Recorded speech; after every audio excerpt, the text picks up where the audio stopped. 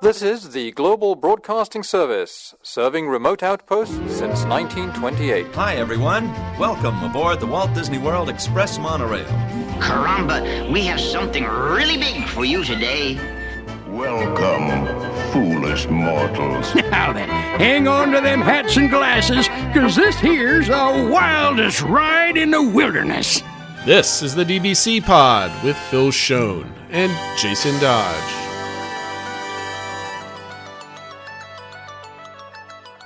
Hey everybody, welcome to this week's pod. Special episode. We're recording this in the middle of the week because I have had quite of a journey returning from Walt Disney World. So this is going to be, I think, part one of the trip report, which we'll get to in a second. Also going to talk about what's everybody else is talking about because we got a nice announcement today, what everybody is speaking about, which is Magic Band Plus. And we're not going to do our normal show because I'm going to be jabbering on. I have a lot of hot takes, Phil. And if there's any trip report that you're going to listen to this month, it's going to be mine because it's going to be nice and juicy. I literally took notes of my trip on my phone as I was doing things. So I can tell you how long I waited online for something, how long it took me to go from point A to point B on a bus, that type of thing. So I'm excited to talk about it. But first, more importantly, Phil, what's going on in our Disney World? Something that I was hoping I would have for my trip. I know you were like, you kept saying, like, you kept pestering like CMs and stuff like that. Like, what, do you know anything? Is it coming out? Am I going to get them in time? So what happened today, Phil? What happened? So I guess a little bit of a blessing with recording later than we planned is that today it was announced by Disney that Magic Band Plus will be released at Walt Disney World just about a week from now on July 27th. There will be 25 designs available to start, and they would be priced at $34.99, or at least starting at that price, before any discounts that are applicable for it. And they did say that resort guests will be able to pre-order them, you know, those pre-order arrival ones, just like you can do with regular ones, and same for pass holders. So what do we know about Magic Band Plus? We know there'll be like three main functionalities on them on top of doing everything else that regular Magic Bands do.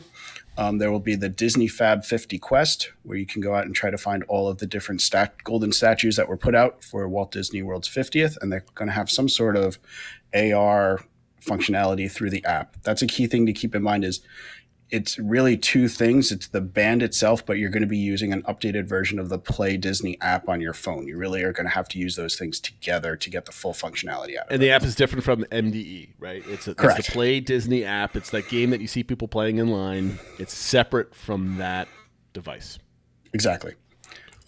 There's a Star Wars Batu Bounty Hunters that we've seen some cast members testing out in recent days, where you're going to be going through Galaxy's Edge and you have like little bounty hunts where you have to find things on certain doors and then you'll scan them in. And again, I'll have some sort of AR functionality around that, and it'll keep track of like how many bounties you've successfully found and getting credits for them. No word on what those credits are good for. And then it's also going to interact with the nighttime spectaculars. It's going to light up and vibrate, and there's going to be different ways that it'll also light up related to the beacons of magic and stuff like that. So that reminded me a bit of the glow at the show ears and things like that. So it's just a little kind of extra thing. And I think because they're magic bands, people are used to buying magic bands, more people will buy these things. It should have some really cool effects at nighttime if enough people buy them. If enough people, that was always the problem with the glow at the show, is where when they did the promotional stuff where they were handing them out to people, it looked great because everybody in the crowd had them.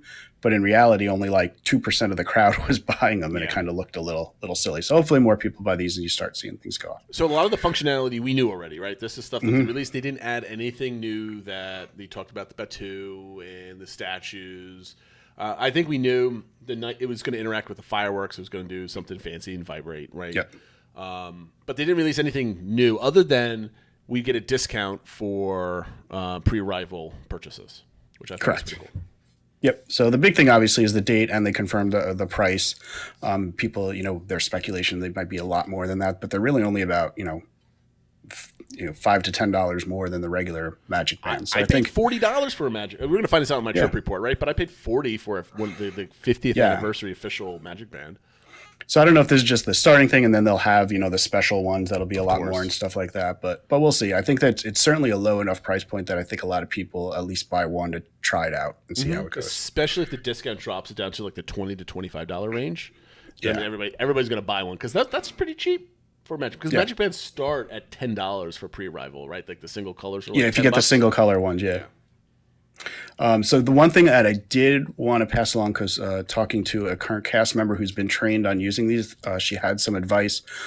If you get the pre-arrival, that's good because you want to fully charge these. It said if you buy them like in the park, they're only going to be partially charged, and they might not be able to do everything. They're supposed to have to be 60% charged or more to fully function. And obviously you'll need to pair it with both your My Disney experience and then use the Play app on that. There'll also need to be a software update done for it to work properly. So just keep that in mind. This isn't something you're going to go into the store, buy it, and be using it like 3 minutes later. Yeah, like there's going to have to be a little bit. Yeah, you're definitely going to have to do some prep. So just afraid some people might get a little frustrated with that. And the other thing related to that is for keeping track of the things, like how many statues you found to do the bounty hunting thing. Every person that wants to do it will have to have their own Play Disney account. So that means if you have kids, they need to have their own, and really realistically need to have their own phone, their own device for using that, which I think is a big detractor from this. Yeah. And is one thing leading to me that we might only buy like one or two and kind of do it more as a family versus everybody having their own. Well, I mean, to me, that's kind of a bummer, but like realistically, am I giving my 10-year-old one of these Magic Bands to go track down the Batu hunters? And all? Like, we're doing that as a family anyway. Right. So I don't think it really makes a difference. And by the time they're old enough to kind of either go off on their own or really care about collecting all 50 golden statues and not being distracted by like, cotton candy and popcorn, is they're preteens, teenagers, and they probably have a phone by that time anyway. Right. So I think some people are making a big stink out of this. I don't think it's that big of a deal as a parent, as I'm thinking about it. Yeah, it's just, I think the big thing is to be aware. Again, I think this is something that could lead to some frustration, though, where if somebody buys them for their whole family and then realizes, wait a minute, my 8-year-old doesn't have their own phone, doesn't have their own account. You just kind of, something to be aware of. It still functions. I mean, like, you can still do all that stuff. Like, I mean, if you don't have an app attached to it, you can still interact with everything. It's just not saving what you interact with. The progress stuff, exactly. Yeah. And to an 8-year-old, maybe that really doesn't make a difference if you don't tell them about it at that point, right? One of the other things, like, you hit this on the nail on the head, I think this is a perfect thing to make sure everybody, if they're not buying it pre-arrival, this should be purchased on the first day that you arrive if you do not have a park day. Go out, buy it, go back to your resort, charge it up, do all the nonsense, and having to figure out how to pair it and do all the other stuff, because we know Disney IT is going to have some issues with this. Yeah. So get that out of the way first, from what I'm hearing from the peoples. Yep. And Disney did say in the release that the charge should last 1 to 3 days. Again, we're hearing from the cast member that they're going to recommend you just plug it in every night. Yeah. It'll come with a charger. It's got like a unique customized charging thing. It's not just like a cable you plug in that you can use any cable. So again, something else to keep in mind. You'll have to have that charged. You'll need your phone charged. And so again, it's more just be aware of things and prep and bring power banks. Yeah, I mean, this is why Disney resort rooms have 50 USBs, is to plug all your Magic Bands in at night. So you got a family of 5 in that 5th sleeper. You need 5. You need those 5 USB ports below the TV to get ready for the next day. Yeah. One good thing though is it did come out, because I saw a lot of people asking this question. If it does run out of the recharge power, it will still function like a regular Magic Band. That's awesome. So you'll still, even if it's out of power, you can still, open your room and stuff like that. It just won't be any of the special stuff. So big announcement, or at least an announcement a lot of people were waiting for. And I'm sure we'll be seeing tons of reports from all the bloggers and stuff using them in the parks in about a week. I'm excited about this only because it's kind of new. I like new technology. I like new toys. The price point is just right for this for me, because it's not offering me much, but it has some cool things. And I know they're going to constantly be adding to it over time. So I have no problem investing 35 buckaroos on something silly like this. So anything else on Magic Band Plus? I think that's the big stuff. Yeah. Like, it was just news that came out today. So with that, I think I did have a couple other news items, but they're not as important. Let's get to Jason's trip report sooner. I will remind everybody of our social media accounts on Twitter, Instagram, Facebook, YouTube, and TikTok. We are all at the DBC Pod. Discord server. The Disney Comeback Index went up a little over a point, from 86.6 to 87.65, mostly due to character meets that have returned. Which I think is sort of, and also some Epcot entertainment. So I think it lets you know how important entertainment is to the DCI and sort of what makes Disney Disney. That's the lagging factor in the DCI. It's still the lowest of all the categories. Exactly. And new Discord members, welcome to Ratam51. And I did also want to say that thanks to Katie from Minnesota, who emailed our DBC account. We exchanged a few emails. She's a new listener and said she's really been enjoying the podcast and finds it really helpful. She's planning for a trip in August and has been using our podcast. So I let her know that we'll be covering a trip report and that hopefully this is really helpful. So you need to listen. So turn up the volume, Katie. Yeah. So here we go, Katie. So my first time, I teased this podcast, was it either today or yesterday, with a single statement. And I came to this realization I got back on Monday with we'll go over the details of the disaster of my return. But by Tuesday, as I'm kind of like thinking about my trip, I haven't had like a debrief because work's been crazy as soon as I got back. Here's the statement. Genie Plus ruined my vacation, but I will never do another Walt Disney World vacation without it. So it is absolutely necessary for your time to enjoy it. Everybody in my party, which is my wife that I went down with, she had the best time because we've never waited for anything outside of maybe 3 or 4 standby lines that we went on that had a long wait. However, I liken this to comparing an Uber planner like me, right? If you've been listening to this podcast, I've got spreadsheets. I like to plan. I like to know where I'm going and making all the big decisions before I go so we have a carefree or at least the least stressful vacation I could possibly have. And I know where I'm going at all times.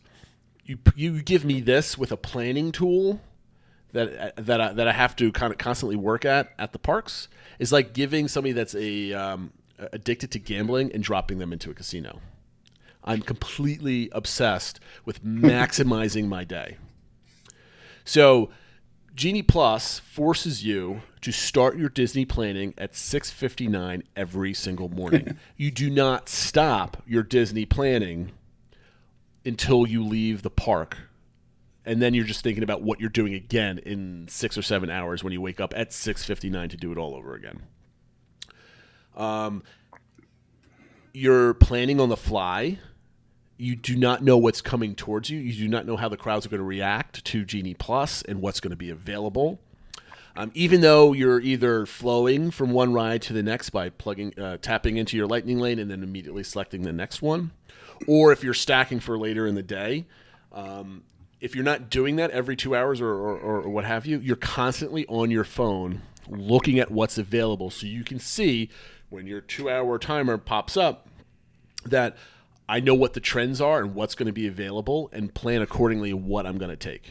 Or if I've done 3 lightning lanes already, I'm going into my tip board and I'm redoing what my favorites are. So those rides are now at the top of my tip board, so I'm not scrolling through a list of like 30 things at the Magic Kingdom to find this, so I can do it quicker. I absolutely hate Genie Plus because I'm constantly planning and thinking throughout the day, and I don't have enough time to stop and enjoy my vacation. And this is completely my fault, Phil. This is not this is a fault in my brain. My brain does not shut off. This is the way I'm wired. I don't think you're unique in that, though, especially when it's that extra charge. People are going to be like, I have to maximize that extra charge, and that's what you're going to do. And if that means spending more time on your phone to get the best value out of it, people are going to do it. And I tell you, my wife benefited with my obsession like the whole 4 days. So, I compare this to FastPass Plus, right? I mean, this is obviously this was what it was replaced. You took your 3 major decisions 60 days in advance, and that wasn't really stressful. You picked the best rides. You try to get them early in the day, and then when you're at the park, you bang out your first 3 fast passes, and then you get to start refreshing your 4th, your 5th, your 6th, et cetera, et cetera. The difference is when you looked at your fast pass screen, you picked out whatever was nice. You can leisurely refresh to see if you can get a better time, or if you can edit it or change it. You cannot do that with Genie Plus. It's either the next available time and that's it. And if you wanted to change, and if you have to change, you lose your previous one and it's gone in an instant. And I don't want to risk losing a 12 o'clock when I know all the other rides are now at 3 o'clock. And if I miss that window, I do not have a lightning lane for the next 3 hours of my afternoon. And my wife is angry because now we have a 2-hour wait to get into Mine Train or whatever it might be. So the FastPass has that flexibility in planning, and there's less stress on it because you can change and you won't be punished by changing, or you have a selections of different times to go. Like, I want something later in the day rather than right now. You can book it if you wanted to. Genie Plus does not do that. So my paranoia of planning constantly really ruined my vacation. I mean, I still had a wonderful time, don't get me wrong, right? I'm being a little facetious here, but my mindset was maximizing Genie Plus and not sitting and watching the castle, listening to the music, because that was always in the back of my head. I certainly did those things. I mean, we had breakfast in front of the castle outside of Casey's, but I'm thinking, my hand always crept into my phone. What's the next lightning lane? What's being available? What are the top rides? How are they trending today? I mean, I had all the charts. I understood when they usually go and whatever. That didn't really help too much. So that's my statement. And it was really frustrating to do that. And granted, if you're listening to this going, oh my God, I don't want Genie Plus, get Genie Plus. And if you're not obsessed with it and you're okay with getting 2, 3, 4 of these lightning lanes throughout the day, you're going to love it. It's very easy to use, it's functional, and it does what it says, right? So it just depends on your level of how your brain is wired, essentially, when you do these things.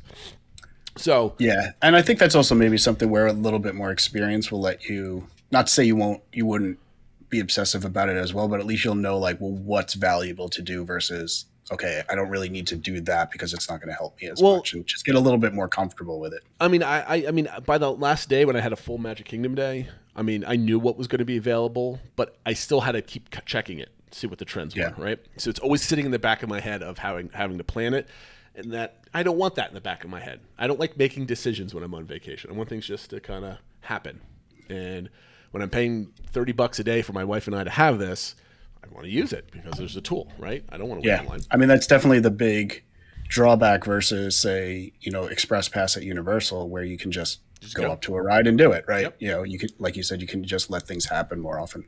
All right. So the way this trip report's going to work out is I'm going to do day 1 and 2, and day 3 and 4 we're going to do on the next show. We're recording this on a Thursday night, and basically my trip was 4 nights, 5 days. Last Thursday, a week ago, we woke up at 2, 3 o'clock in the morning. We drove to the airport. We had a 6 a.m. flight.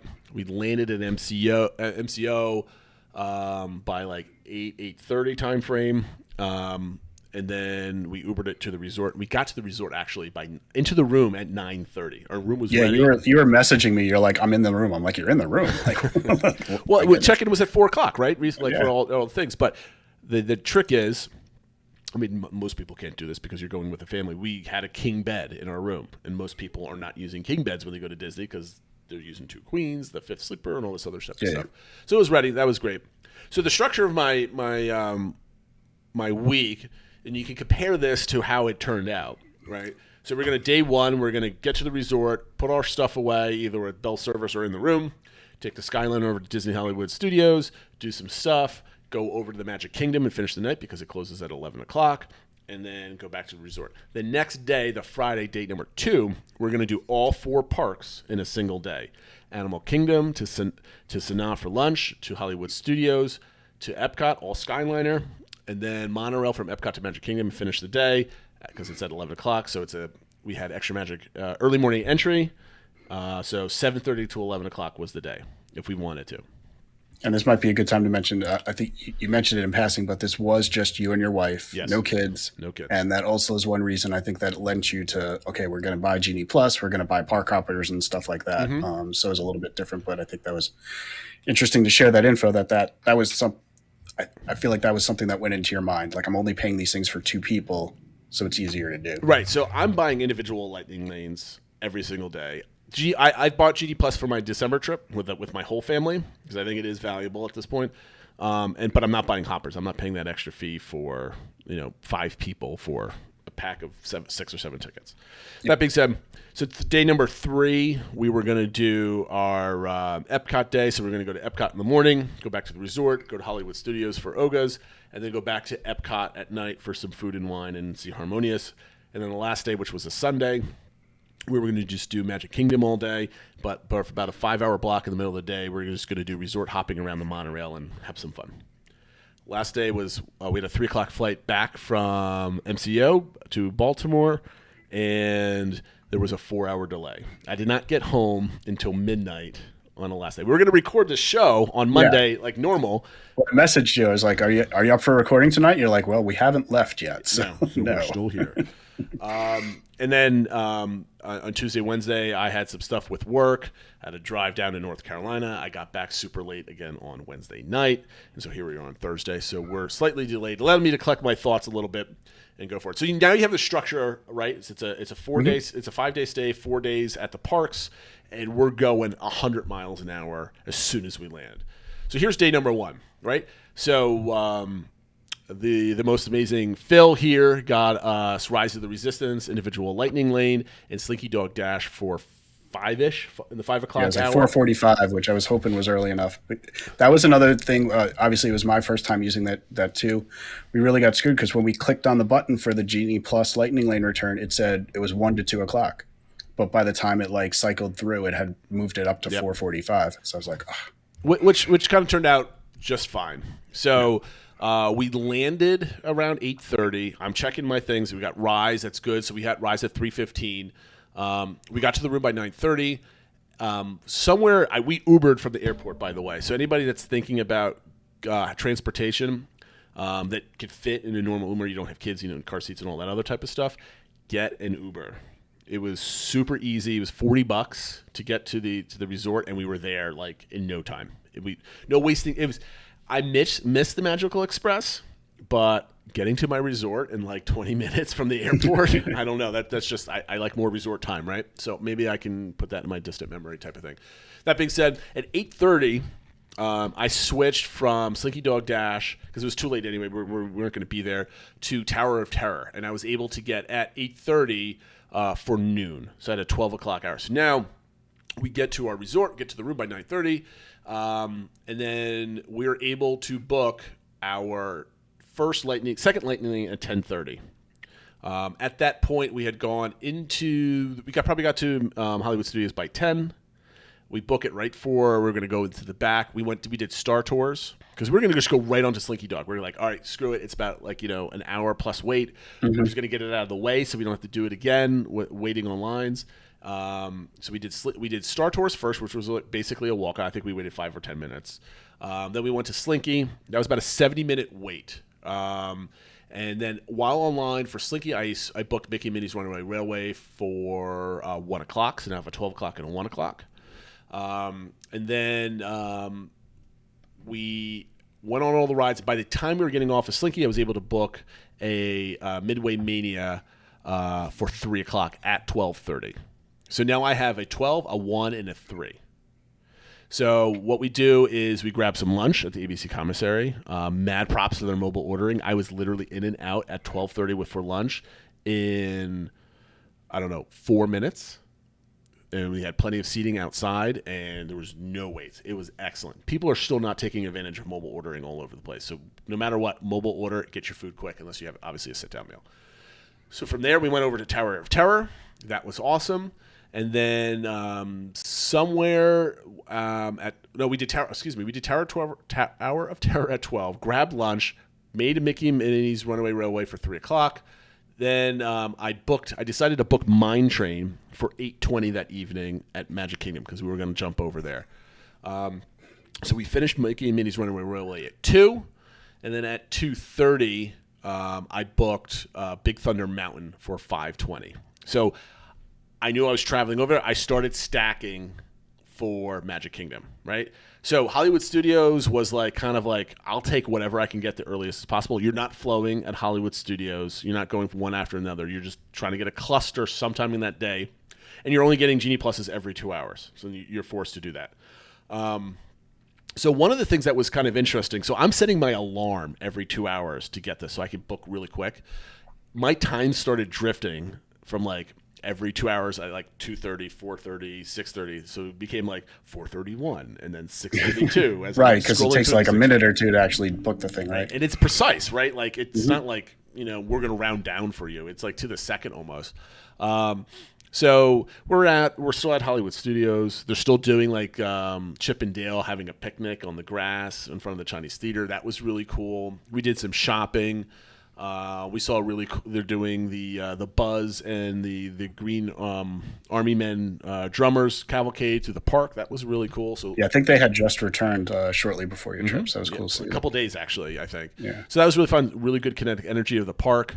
So then we did Midway Mania at 3, Rise at 3:30, and we left the park at around 4, just after 4 o'clock. So we landed and we went gung ho, and we did a solid. What did we do? Solid almost 6 hours at Hollywood Studios, and we left the park. We were back in our hotel room. Do you want to just recap quick, like what you got done in those 6 hours, the rides again? Yeah. So in those 6 hours, we did Star Tours, Slinky Dog Dash, Tower of Terror, Midway Mania, Mickey and Minnie's Runaway Railway, and that's it. The only ride we didn't do any of the shows, and the only ride we really didn't do was Rock and Roller Coaster and Alien Swirling Saucers and Falcon. We did every other attraction there, I believe. I think I have that right. Yeah. I don't think you said Rise, but you did Rise with we did Rise. We had individual lightning. Correct. Yep. So we did Rise at 3:30, right? We do. Yep. So I said we're gonna book. We do it Rise, then we walked right. We did Midway Mania, and then walked straight through Galaxy's Edge to Rise, and then from Rise we basically we left the park. We got a margarita. We left the park. They wouldn't let me take the margarita out and ride in the whatchamacallit, the Skyliner. Skyliner with it. Well, I was kind of I was really looking forward to just putting my feet up, having a margarita back to the resort. And this is another thing I want to say. This is my first time with the Skyliner. I don't think I would ever do another resort that didn't have Skyliner on it. It was that good. I think it's better than the monorail, just on a pure functionality point of view. Especially going to and from Hollywood Studios, it's like you're boarding and then you're like there. It's so quick. Well, even going to Epcot I stayed at Caribbean Beach. I don't know if I mentioned that. I stayed at Caribbean Beach, which is the hub, right? So in the Caribbean Beach, you could take a quick jaunt over to Hollywood Studios, or pop our Art of Animation on one side, and then Epcot and Riviera on the other. And you can change off and whatever. Yep. And going to Epcot was really easy too. But anyway, we got back to a resort. We went back and kind of took a quick break at the hotel room. So we got back at about an hour later. We were on our bus to Magic Kingdom. The bus arrives to the Magic Kingdom from Caribbean Beach at 5:35. So that's like a 15 to 18 minute ride from there. In between that, I booked Haunted Mansion for Magic Kingdom. So now I'm stacking for my evening, right? Yep. So so you already had Big Thunder and your ILL for Mine Train at that point, right? Right. And then you added Haunted Mansion. And I have Haunted Mansion now. So I'm rolling. I'm like, I got a lot of good stuff going, and here we go, right? So we get there, and we have a dinner reservation at 6:25 for Skipper's Canteen. So I'm kind of working around that hour there that we're going to eat. We get there, and all of a sudden there's thunder, and Big Thunder Mountain is closed. We're like, okay. So what happens due to weather when it's closed, they give you a free anytime lightning lane for that day, and they give you a list of rides. It's basically you can't do Mine Train, can't do Peter Pan, can't do, I think, Space Mountain, and one or two other things, but almost like everything there. I'm like, oh, this is great. When this storm passes, I'm going to have a free one to do whatever. I'm going to hit 15 lightning lanes today. I was geeked out, right? So then Haunted Man, we went to dinner. It was raining, torrential downpour. I mean, like literally gallons of water coming out of the sky, thunder, like crackling thunder, and hail. It hailed at the Magic Kingdom. There was like little pebbles flying down into the ground from the sky. I'm like, oh, okay, this is not a normal. This is not pixie dust. No. Okay, so we basically, by the time we were done with dinner, the rain cleared out, but the storm was just sitting on top of us, and there was still just lots of thunder. So my Haunted Mansion lightning lane was canceled, so I got another free lightning lane. I booked Pirates at some point during dinner. That was canceled, and I got a free lightning lane. I then booked Thunder again at 6:56, so this is the midway through our meal, for 8:05. So once our meal was done, we went over the Tiki Room. So we did the Tiki Room, one of my favorites, at 7:40. At 7:52, Thunder canceled again, so I got another free lightning lane. At 7:52, I booked Pirates for 8:20. So I'm like, okay. Then I used a lightning lane for Haunted Mansion for 8:07. Pirates was canceled again. A new free lightning lane.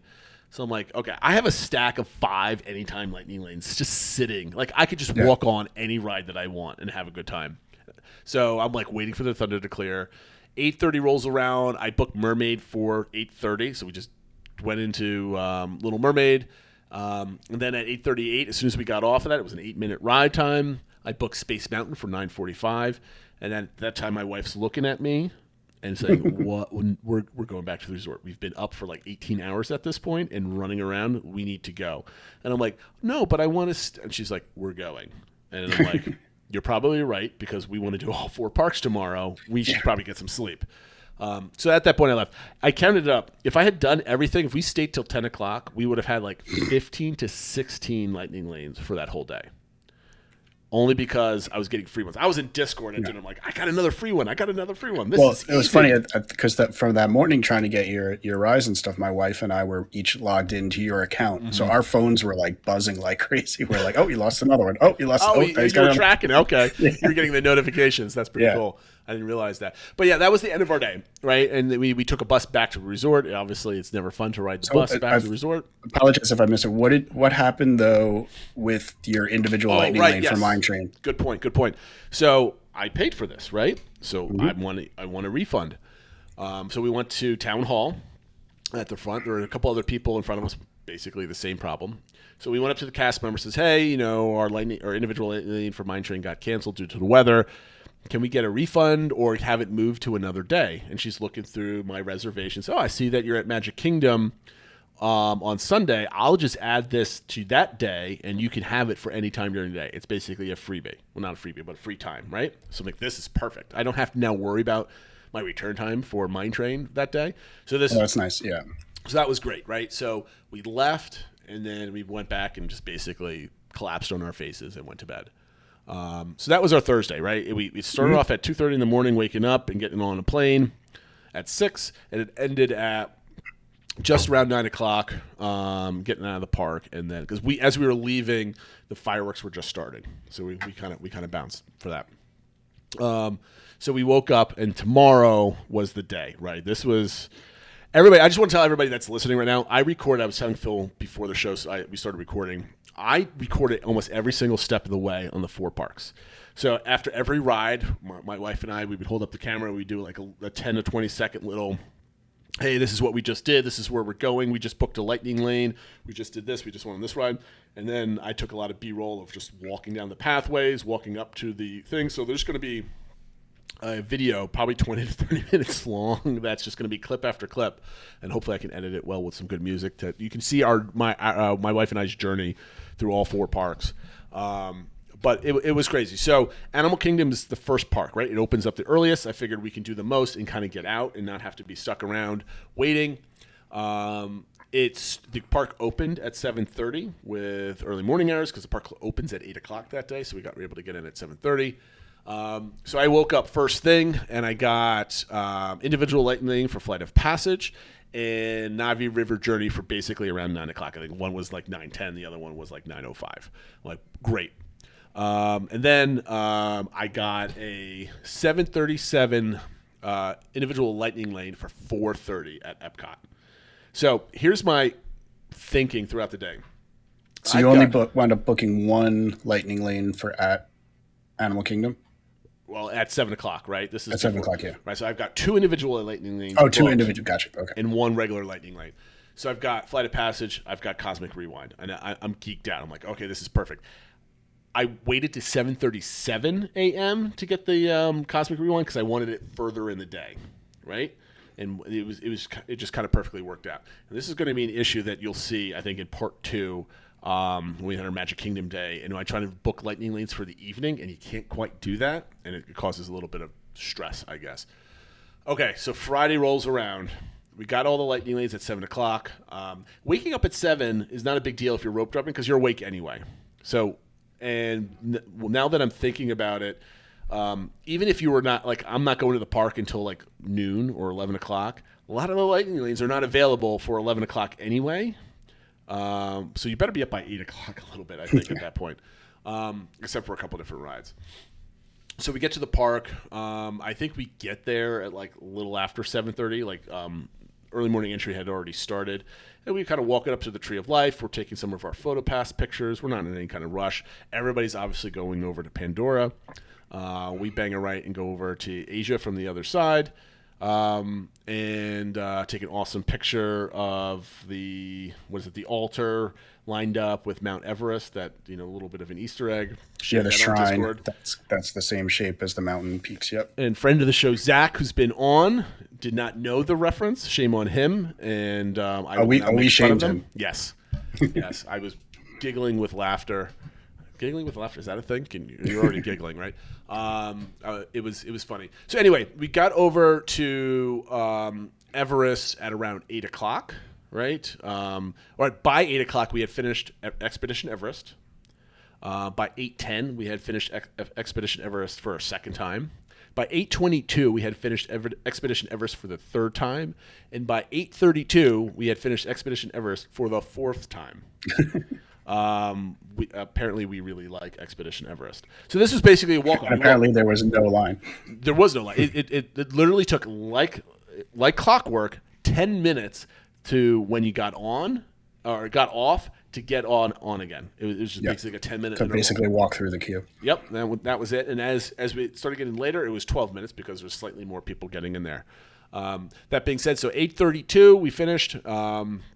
And we're like, okay, let's start heading over to Pandora. Now, here's a Genie Plus tip for everybody, and you can abuse this tremendously, right? So you sign up for a Genie Plus, and let's say it's 5 to 6 p.m., right? So you show up at 5 o'clock, you can get on, and you have all the way up to 6 o'clock to clock in to use your Lightning Lane. You can get in early for 5 minutes, and if you kind of smile at the cast member, they might allow you to get in 10 minutes early. Right, because what happens? You ding it in, and on their tablet it shows the account and your name, and it shows a green light. If it shows a blue light, meaning you're early, all you have to do is tap it. Okay, yeah, you can go in. That's not a problem. So if you really need to get in early, there's also almost a 20-minute grace period if you're late. Yeah, I believe it's 15 minutes, but probably the same thing if you're nice and smile. I went in. No, I went in on. I think I was 24 minutes late for our Space Mountain on day 4. And it gave me a green ring. Like, it didn't go blue when I had talked to cast members, just right on through. Not a problem. So we went over to Pandora. Navi River Journey is at 9:10. So at 9:10, I make another Lightning Lane for Safari at 10:35. At 9:40, we do Flight of Passage. At 10 after 10, we do Kali River Rapids Standby. It was about a 25-minute wait. Then right after that, we do the Maharaja. I can't even say the word. Goodness. Maharaja. Thank you. Jungle Trail, which was useless because all the animals were hiding in the shade somewhere, so you couldn't see anything. So then at 11:20, we did the Safari. It was a little bit delayed because it closed down for some reason. And then at 11:20, I've got now realize I mentioned before we're going to Sanaa. We had Sanaa reservations for like 1:30. Excuse me. Yeah, about some of the 1 o'clock hour, late in the 1 o'clock hour. So I have to start thinking about we need to leave the park around noon and make our transition to Animal Kingdom Lodge, the Katani Village, and I need to start booking for my next park. So I know Disney Hollywood Studios is going to be the next one. So we did the Safari at 11:20. At 11:20, I booked the Lightning Lane for Mickey and Minnie's Runaway Railway at 3:20. So now I have my anchor for my Hollywood Studios time. We take a bus for Animal Kingdom Lodge at 12:10. At 12:30, we're sitting at Sanaa. Excuse me, I had a 12:50 reservation for Sanaa, not 1:50. Originally, it was 11:30, but I thought that was too early, so I changed it a couple days before we left. Mm-hmm. So once we were done at 1:30, we were on a bus to Disney Hollywood Studios, and then we took a detour. My wife's complaining, I don't want to go to the Hollywood Studios again. That's my least favorite park. It's crowded. There's not much to do because we did a lot of it already, and it's not like pretty to sit at and kind of watch unless it's, you have the neons on at nighttime type of thing. Mm-hmm. So I'm like, okay, but we still got a ride. So what we did was we took a bus to Hollywood Studios, and then we took the Skyliner back to the resort. And that, my friend, was an amazing convenience to be able to do that. Instead of having to take the bus back to the park, then to our resort, we were able to go to Hollywood Studios and then the Skyliner. I really like that option. So then we went. How was Sanaa, by the way? Or do you want to cover that next trip?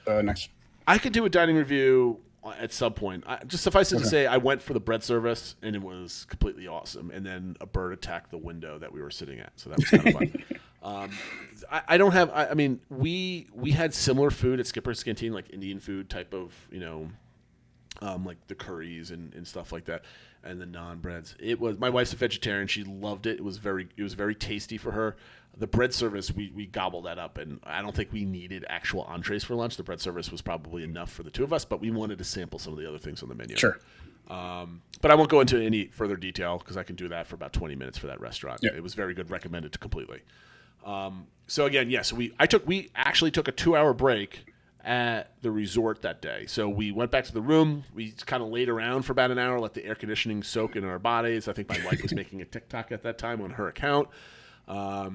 And then we went to the pool for about a half hour or so, went back to the room, changed, and off we go to Hollywood Studios. We literally just go into the park. So we go to the resort.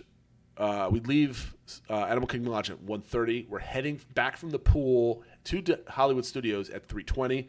At 3:39, we clock into Mickey and Minnie's Runaway Railway.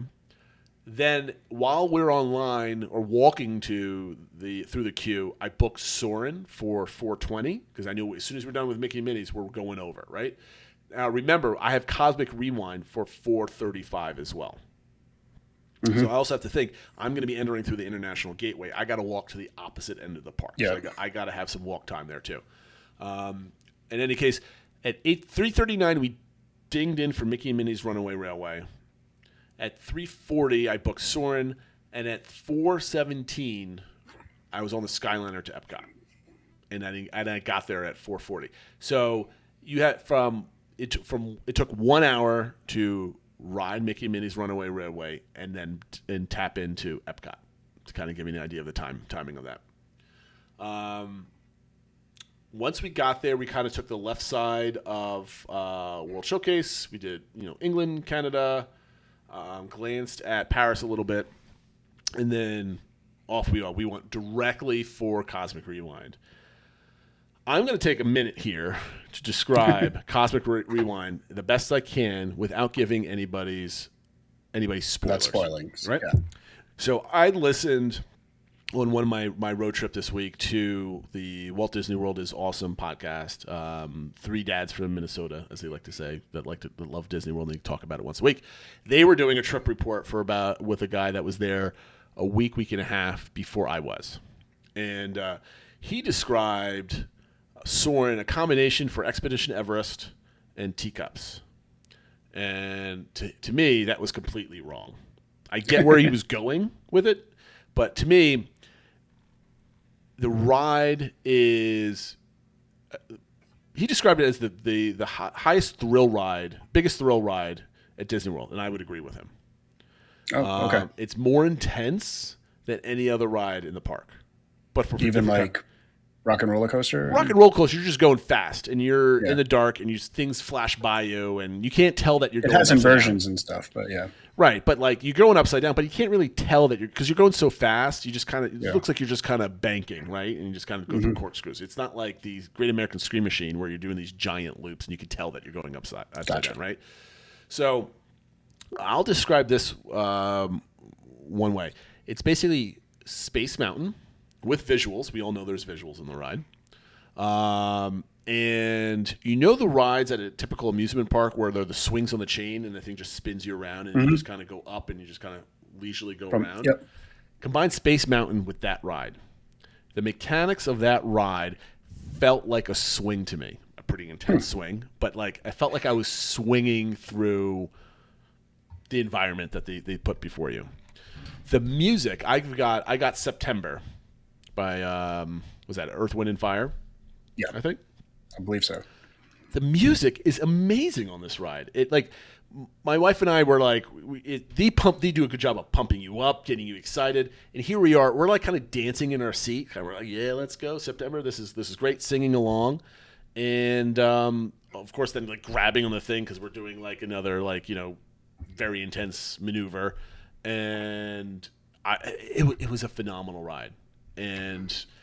Anybody that wants to go on it, I'll give you some tips. We did this twice during our trip. If you sit in row 5 or 6, that's the middle car. There's 5 cars. It's intense, not as intense as the first car, but you don't get a lot of you get at least, I guess, a middle range of like motion sickness. So if you're prone to motion sickness, you're probably going to be affected this way. I wasn't affected. My wife wasn't. But you can see how some people were. If you sit in the last seat, it's the least intense. And really? Because of the motion type of stuff, it affects you the least. Because what happens is you are seeing everything come above you.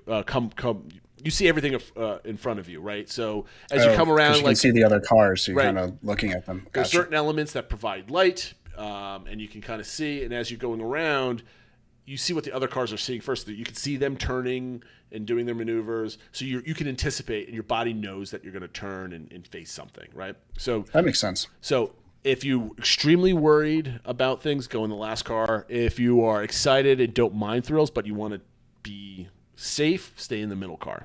And I haven't done the first car yet, but that's basically the most intense because you're leading the pack, right, at that point. So that was an amazing attraction. So I assume you'd say it's definitely worth spending for the ILL. Yeah, I mean, if you can't get a virtual queue, I bought it just so I can have it because I wasn't at my Epcot day, which we're not going to talk about in this show. I wasn't able to get a virtual queue at early in the morning because I focused on Remy's. So by the time I booked Remy's, the virtual queue was gone. And at 1 o'clock, I was able to book it for like 7:30, and I never used it that day. I just bought it. I bought it again. Again, the advantage of going with one other person, it's relatively inexpensive versus a party of a family of 5. Yep. Okay, that being said, so now we're at Epcot. It's, I'm kind of checking out food and wine. We're not buying anything yet. Still kind of early, not too hungry. So 5:10 for Cosmic Rewind. Once everything is done, we're on Soarin' at 5:47. At 5:40, while we're online for Soarin', I book a lightning lane for Spaceship Earth to do at the same time. So I'm kind of overlapping at this point. We do Soarin' we finish Soarin' at 6:15. We go walk right over to Spaceship Earth at 6:25. As soon as I tagged in for Spaceship Earth, because that was my last. Basically, I've done 3 lightning lanes in a row at this point, and I'm just now pinging, boom, boom, boom, boom, seeing what the next one is. I see that I got this Tomorrowland Speedway for 7:40 because it's at 6:30 at this point.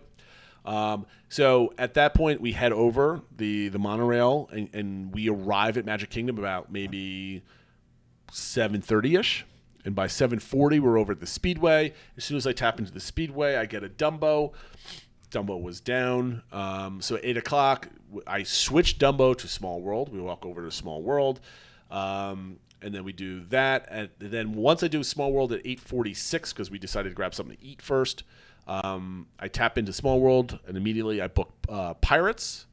And then once we did Pirates at 9:18, we were basically done for the day because all the other lightning lanes were gone. And then we did Splash Standby, which was a very long wait. That was about an hour, and we were able to watch the fireworks from Splash, which was kind of cool. But we didn't get on the ride fast enough to actually see him kind of going down the mountain. So that was kind of a bummer.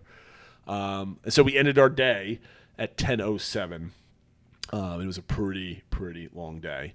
That being said, I believe I booked, I'll give you a rundown of what we did. 4 times Expedition Everest, Navi River Journey, Flight of Passage, Kali River Rapids, some of the trails, Safari, lunch at Sanaa, a pool break, Mickey and Minnie's Runaway Railway, Spaceship Earth, Soarin', Cosmic Rewind, Speedway, Small World, Pirates, and Splash, all in one day. And to me, that was a very successful day, but it was extremely anxious because I now had I did this to myself. No sane person goes to 4 parks in one day and expects the smooth thing. I thought it was very smooth, the way we did things. And things just kind of popped up, and they kind of worked out the way they wanted to go. We didn't do anything. We didn't have any good Magic Kingdom lightning lanes, right? I was going to say, it kind of felt like you were just grabbing what you could. Yep. Not things that were Again, really needed. But I guess if it saves a number of 15-minute lines, it still helps, right? That was my point, right? So we knew we were going to have a full Magic Kingdom day, so I wasn't like super crazy to do anything. We had a dessert party lined up for Sunday, so I didn't have to sit there and watch the fireworks. So we just wanted to grab some cool rides, some of the classics, see what we can do, and see how fast we get tired, type of thing. So here's my point for Genie Plus. At Magic Kingdom, it works as advertised. We're gonna see on my Magic Kingdom day what I recommend getting first and stuff like that. I don't think it's any secret. We've talked about it before. But was it our last show we talked about the Touring Planes article where how many minutes you save per day per park on a low, medium, high day? So, for example, at Epcot, Genie Plus, if you just want to do if you're rope dropping and you want to do the headliners, Genie Plus is basically worthless other than to get you a early Remy's return time, right? We're going to find out how I did Epcot next time.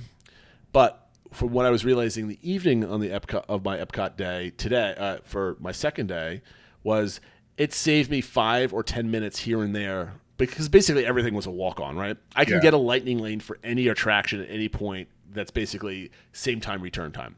Well, let's go to Soarin'. Let's see if there's a lightning lane. Yep, I can use it right now. And as soon as you ding in, okay, Spaceship Earth. Spaceship Earth was a complete walk-on in the evening. There was like no line. Living with the Land, Soarin', those type of things were all walk-ons, but there was some backup. Maybe I had to wait 5 minutes to get on. With the lightning lane, I walked on. So it saved me 5 minutes of a wait. So if you want to knock out like all the low-key, like low-ticket attractions, Genie Plus helps you save 5 or 10 minutes. So you can just go from one place to one place to one place. If you don't care about waiting 5 or 10 minutes, it's completely worthless and you're wasting your money at that point. But 4 parks in one day, I can cross that off my achievement list. Yeah. I was very happy with it. And then I'm going to hopefully at some point, maybe this week and next week, produce that video. And hopefully it's not crummy. But at least it'll be a fun family video for us, maybe. I'm going to publish it anyway. In the past too, which it's fun to watch. Years later, look back on it, stuff like that. So even just for yourself, see the annoyed look in my wife's face as I shove another camera. She's like, "Hey, honey, what did you think about this?" And she gets a little. I'm sweaty and I'm tired. Let's go here. Leave me alone. But overall. The issue here I have, again, with Genie Plus, as you can tell, very successful. I'm getting close to, 2 to 3 attractions should be in the small print of what you should expect with Genie Plus, and I'm getting triple that easily on these days. And I could have done more at Hollywood Studios if I wanted to. I could have done more at Magic Kingdom if we stayed a little bit later. But we not that we were rushing, but I could have gotten like Dinosaur and Animal Kingdom, which I didn't do. I could have done Festival of Lion King or Nemo if I wanted to do that. I was going to say that's one. I mean, obviously your 4 park days, you're just trying to get stuff done, but it seems like even the day before you hadn't, and maybe this is with Genie Plus, you feel like you have to get all these attractions in. It felt like you weren't really doing many shows. Cindy didn't want to do shows that day, so I was like, okay, we don't have to. I don't prioritize Festival of the Lion King. I don't think my wife and I really enjoy. We enjoy watching it, but it wasn't a priority for us. And we're definitely going to do those 2 shows in December. So it'd be nice to watch it for the first time with the kids in December because they really like that stuff.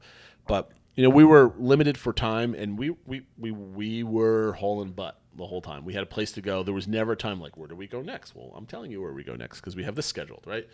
But again, like I said at the top of the show, while I'm being facetious when I say Genie Plus ruined my vacation. It didn't ruin it because I experienced a lot. It allowed me to do a lot. So it's a functional tool.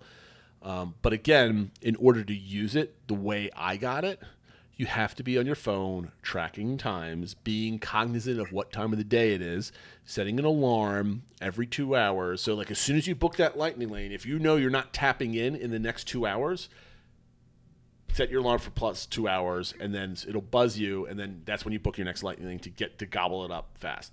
There's a couple different strategies that I used in the last 2 days that we're going to find out is for the first 2 days, it's all about stacking, right? So at Hollywood Studios, you're not flowing one ride to the next, but you're trying to stack early in the day so you can get them done because I'm leaving the park at some point. In Epcot, it's only useful for rope drop strategies because you want to get the big 3, which is Remy's, Frozen, Test Track. Everything else is easy to get onto. At Magic Kingdom, it's a grab bag, man. It's basically you get that mine train for individual Lightning Lane, and all the other rides are basically going to be gone by like 4:00. And then if you happen to be at Magic Kingdom and you're looking for the Peter Pans of the world, the Jungle Cruises, the ones that go pretty quickly, Space Mountain or any of the mountains, you better book that right away because you do not want to get a late return time at Magic Kingdom. You do not want to get to the park at, rope drop was 8:30 for resort guests. So you get one free ride at 8:30. That's only we did. I'll spoil this. We did Peter Pan on our Magic Kingdom. That was our rope drop choice. You're not doing two attractions because half the park was closed at that point until 9:00. Right. When the park opens. Tomorrowland and Fantasyland are the only things that are open. So if you book a Genie Plus, this is advice for everybody listening, especially those that are planning trips coming up. If you do Magic Kingdom, you do not want to book a Genie Plus that's far in advance, or even 2 hours after park open. Because once you do your rope drop or you get there at 9:00 and you start kind of doing some other things, if you book for like 12:30 and you're there at 9, you have no access to Lightning Lane until 11:00 if there's a 9:00 park open. So you have 2 hours of standby lines that you are now forced to do. So I would recommend to anybody to pick what ride you want and Lightning Lane that thing at 7:00 and try to get a 9:00 hour return time somewhere at the 9:00. Because as soon as you ding into that attraction, you can get your next one. And you can get the teacups or Dumbo or something else, and you'll be able to get on that ride. But if you have kids, you're going to go from one attraction to the next, to the next, to the next, and you're going to fill up your day with doing all these type of things. And it's going to be a great day. It's going to be like refreshing back in the day. Maybe you're not going to be able to if you're a small party, you can I've actually was able to refresh and find like a current Space Mountain reservation. Like it was like 3:00. Like everything was averaging 7 p.m. I found a 3:00 space reservation that we didn't do because we were not in the park at that time. Right. But like you can refresh. If you have a small enough party, you can refresh. It's risky, but you can refresh and find different times. But plan accordingly. Know where you're going to be. If you're going to be in the park for the first 5 hours of open, do not book a Genie Plus in the Magic Kingdom for later in the day because then Genie Plus is now limited to every 2 hours for you. Do not do that. Book something early, and then as soon as you use it, book the next one. And if you know you're going to take a midday break, let's say you're going to have lunch at Chef Mickey's at 12:30, then book a 1:00 Lightning Lane and then use it at 2:00 by the time you get to the park. And then if your 2 hour window then appears while you're eating at lunch, if you cannot find a 2:00 Genie Plus for when you're going back to like double stack right when you get back to the park, do not book anything. Do not force yourself onto that 2 hour window because now your 2 hour window starts on your last Lightning Lane that you booked. So if you book that for later in the day, you have to wait to use it to start booking the next one. However, if you don't use it and then you use your last one, let's say you book for, I'm getting confusing here. So let's say at 11:00, right? 11:00, you book a Lightning Lane for 2 p.m. return time because you know you're going to lunch at 1:00. Then at 1:00, while you're eating, you could then book your next one because you had that 2 hour window is now open again.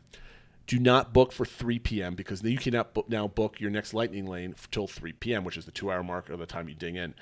Look for something for 2:00 when you go back in. So you're stacking for when you're returning to the park because then you can ding into that next one and then start going from attraction to attraction. If you can't find anything that's early, do not book anything. Go back to the park, check into your last Lightning Lane, and then boom, you go from there. So you delay your light. That's the only time where you don't want to make a Lightning Lane if you're concerned about, moving quickly. I hope that makes sense for everybody. I'm confusing myself with this, but well, I mean, it is a little bit confusing, and every situation's a little bit different. Yes. It's just, I think we talked a lot about this. There's no right strategy for this. It's what are you prioritizing? Is it getting as many rides you want to do done? Is it certain ones you want to get done? But I think what you were saying and kind of what I've read from other things, the touring plan just had an article up. Is it better to stack or is it better to flow? And they were taking both things to the extreme. And I think what really works is some hybrid combination of them, Well, I mean, I was at the park and everyone's like, stacking is a myth, right? And everyone's like, no, it's not a myth. It works. I'm like, look, everybody was talking about those two extremes. Like your strategy is stacking for Hollywood Studios in the evening and just kind of do whatever. No. If you're at the park, do not do that. If you're going to Hollywood Studios at night, and that's the only time, obviously stacks, that's the only time you get to use them.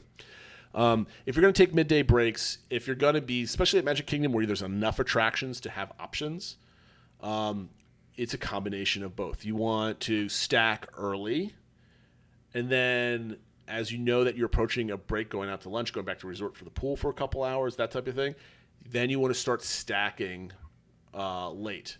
Now, this is the tip that comes into play, and I'm kind of giving tips for my fourth day that we're going to talk about next week. We were gone. We knew we left Magic Kingdom at like 12 o'clock to go get lunch. We knew we weren't going to be back until 6, so there was a 5-hour window there. I could not get a lightning lane for a solid 2 hours because the times have not shifted to post 6 o'clock yet. However, don't wait. If you know you're going to be back at 6, don't wait for that 6 o'clock lightning lane. Get a 4:40 lightning lane, because 4:40, the exit window is 5:40, and they give you enough of a grace period at the end. So if you hit the park at 6, you can use that ride. So don't wait for that window to start. Wait for the end window. The end of the window for when you'll be there. When you'll Maybe be with a there. little cushion just in case you're a little late. Because then you're going to be booking earlier. So instead of having to wait another half hour for the Genie Plus to catch up to where I wanted to go, I booked it an hour before. And then as we were on our monorail tour, I was able to book another one and start stacking for that 6 o'clock hour. And it worked out. We'll talk about that in the next show. And look, Phil, we just hit 1 hour of our show, which was, I think we're good. Which is perfect. Again, I appreciate everybody listening to my rambling. I had to get this. This is like a therapy session. I had to get all of this out. I started off by saying Genie Plus ruined my vacation, and I could never. Can't do Walt Disney World without it, and that's true. Genie Plus is an anxiety-driven device for people like me who want to maximize your day at Disney World. It's more important to hit that achievement of rides done versus stop and smell the roses. And I had to force myself to do that. Yeah. So if you're a person like to add that as you can book a lightning lane for stopping to smell the roses.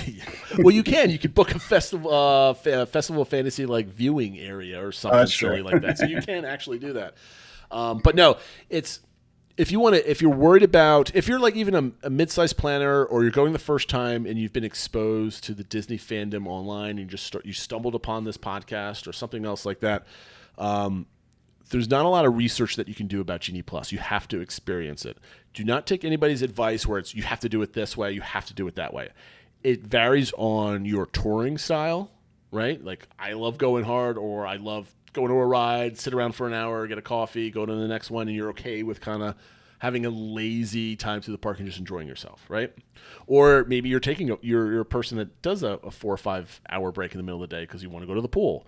Like that changes the whole stacking flow strategy completely. It's going to be a combination of both. And unfortunately, you have to be a mini project manager to keep all of this together. And the app itself has a horrific UI that it's very tough to track what you have booked. So let's say you have three things stacked.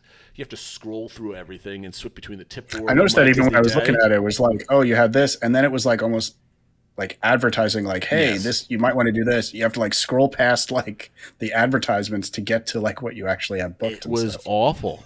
And again, when I recap my whole trip, I have comments about how awesome my wife was. Skyliner versus monorail. I'm teasing now. A report about Caribbean Beach Resort and how to use the Skyliner and stuff like that. And then I just want to go with my notes for these. How I'm transferring into a midday break guy, which I never thought I was going to be this person, but I'm kind of finally realizing that it makes the day better. And how to plan your trips on, like, again, cadence of a trip is very important. How much of the parks you're doing every single day. I've got some more updated, my own personal beliefs on how I'm going to tour parks in the future. So we're going to talk about that more at the end of my day 4, which is going to be not as intense because we've taken more breaks, and we were just basically a big chunk of my day number 3. You'll find out is just us doing food and wine, and it's kind of I'm not doing a food and wine review of like all this food. I'm just gonna say all the food was delicious. It was really cool, and that was 4 hours. So that being said, Phil, anything I missed or I didn't clarify because I'm so far in my brain with my descriptions?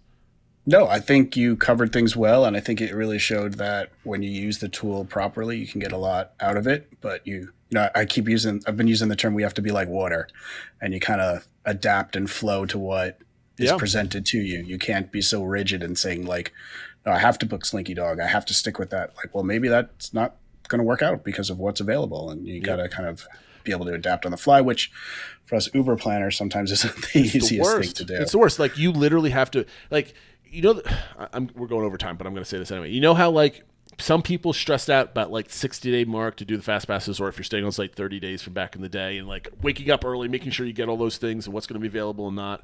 But at least that stress was done at 60 days, right? Yeah. And then, of course, we all made modifications from the 60-day mark to the arrival date in ADRs and fast passes. We all kind of shuffled them around. But that was already done, so you had a baseline for your day. And everything over that was just kind of like extra fun.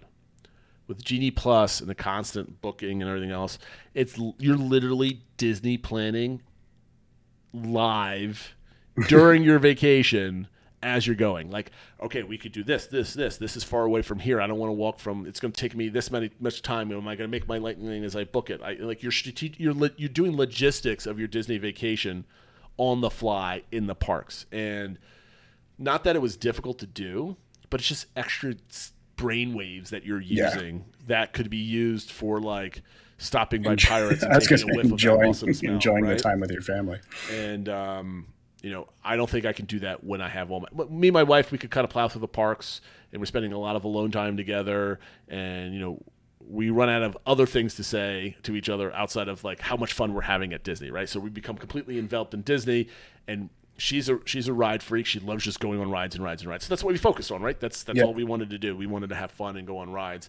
With the kids, I want to make sure they kind of meet princesses and take some pretty good, cool pictures and kind of have fun and kind of relax and stuff. We're going to talk about that later, how my touring plan is my touring strategy or philosophy is changing with more experience. So, okay, I said we were going to do a 1-hour show. Now we're doing a 1 hour and 5 minute show or whatever the time may be after I edit it. So I'm going to have mercy on your ears at this point and say thank you for listening. Stay tuned for our next episode. This might go out in the next day or two, which will be one day before we actually record the next episode, which will go up. So we're going to be either doing a double whammy for the week, or we're just going to have a very late episode. So whatever way you want to work it, half full, half empty, however you're looking at it. Phil, thank you for listening. And we'll see you guys in a few days, I guess. Have a good one, everybody. Take care.